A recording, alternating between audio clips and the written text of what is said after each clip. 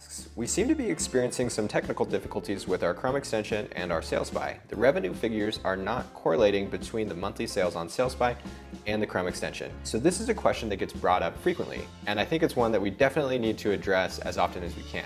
It's really important to understand that the way that the Chrome extension and the way that sales by shows estimated monthly sales figures is different.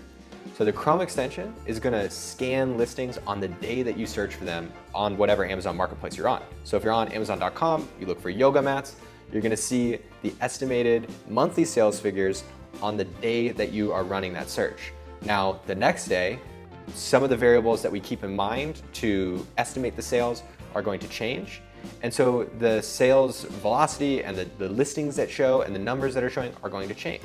The Chrome extension doesn't track sales figures historically. So each day we're scanning the listings and we're showing the estimated monthly sales figures based on those aspects on the day that you're searching.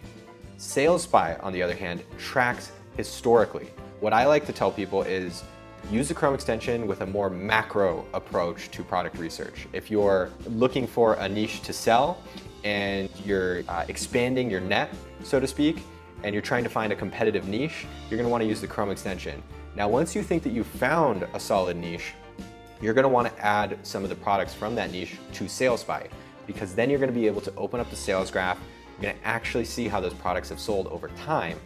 And we will be able to show you the sales figures for as long as that product's been on Amazon. And so it gives you a much more micro approach to product research. For example, you'll be able to see the seasonality of the product, how well it sells, say, in the summer versus the holiday season, and so on. So again, that's the difference.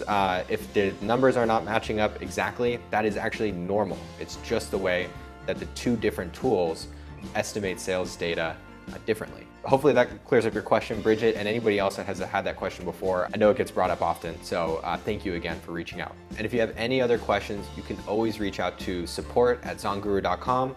We've also implemented a great new chat feature on the website and within your account, so you can reach out to our dedicated support staff at any time.